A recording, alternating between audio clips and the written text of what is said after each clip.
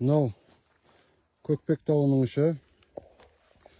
Албан бабамыз аспан асты елінің бүкіл атасы, басы Албан бабамыз осы сайда жерленген екен. Мына жерде тастар орнатылған.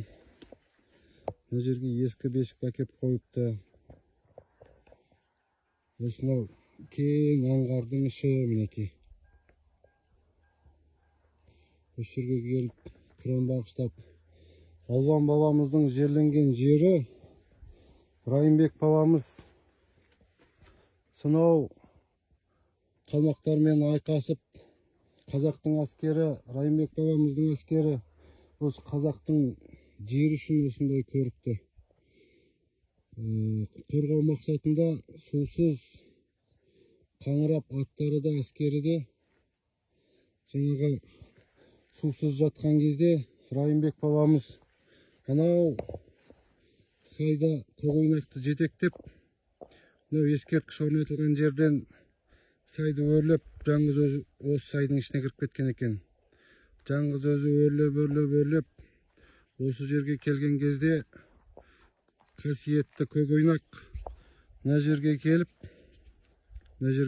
мінекей көк шөптен басын алмай осы жерден шөп жейді. Райымбек бабамыз әруақтарға сыйынып, Құдайға сыйынып осы жерде мінекей қазір бұны бөлек түсіретін боламыз. Найзасын 4-5 рет қадаған кезде су атқылап шыққан екен. Райымбек бабамыздың артынан ерген бүкіл қазақ әскері осы жерден сусындап, тойынып, ес жиып, мынау Көкпектің жазығында жаңағы Ойран төбеде ең соңғы қазақпен шешуші айқас жасаған екен.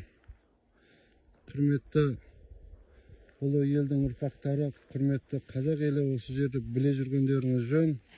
Бала шағамызбен келіп, мінекей мына жерде құран бағыштап жатырмыз. Қабыл болсын. Еліміз аман, жұртымыз тыныш болсын. Ұрпақтарымыз бәле-жәледен аман болсын. Мынау жолда Көкпектен жоғары көтеріліп келе жатқан кезде мына ескерткішті көресіздер мінекей. Мына ескерткішті. Тура осымен жоғары көтерілсеңіздер 1 километрге жуық. Машина дәл осы жерге шейін көтеріледі.